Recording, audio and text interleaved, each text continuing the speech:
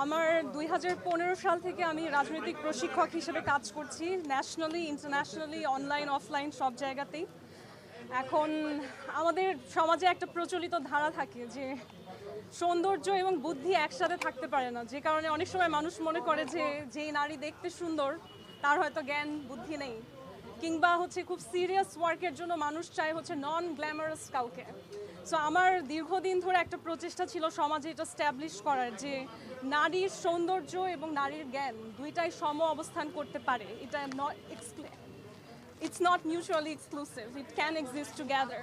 তবে রাজনীতিতে এসেছি কারণ নিজের সাথে আমি চরম অন্যায় হতে দেখেছি।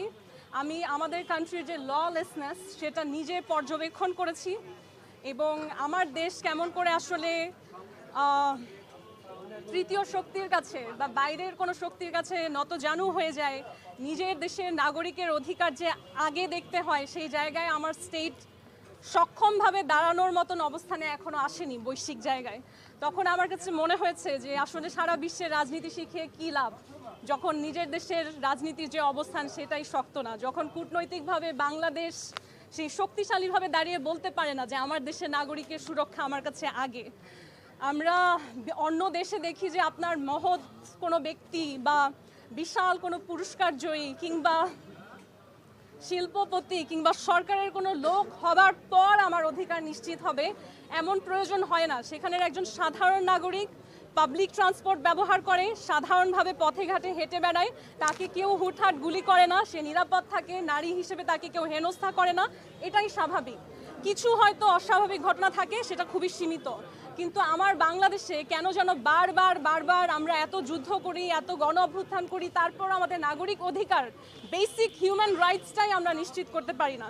আমি রাজনীতিতে এসেছি কারণ নিজের জন্য ন্যায়ের কথা বলতে বলতে, প্রতিবাদ করতে করতে আমি বুঝতে পেরেছি শুধু আমার একার জন্য করলে হবে না। যখন আমার পুরো বাংলাদেশকে আমি এক করতে পারবো, আমরা সবাই মিলে ন্যায়ের জন্য লড়বো, তখনই আসলে আমার দেশ কূটনৈতিকভাবে শক্তিশালী হতে পারবে।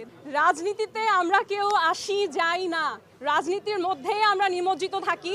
রাজনীতিবিদ হয়তো রাজনীতি নিয়ে বেশি কথা বলে, মেইন স্ট্রিমে এসে আপনাদের সামনে ক্যামেরার সামনে দুটো স্লোগান দেয়, কিন্তু আমার দেশের এবং পৃথিবীতে যত মানুষ আছেন প্রতিটি মানুষ রাজনীতির মধ্যেই অবস্থান করেন, সেটা আপনি কনসিয়াসলি হোক সাবকনসিয়াসলি হোক।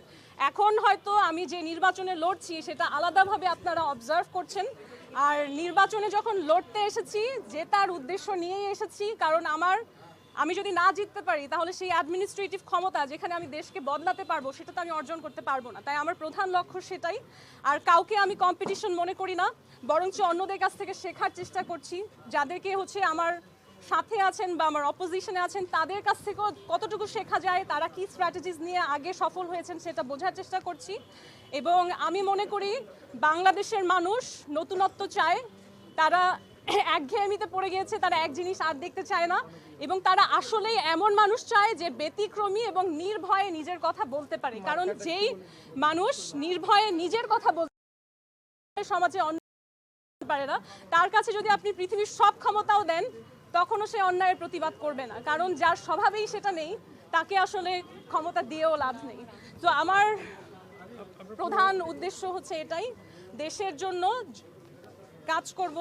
যদি জিতে যাই আলহামদুলিল্লাহ, কিন্তু আমার এই প্রত্যয়টা স্থায়ী হবে ইনশাআল্লাহ।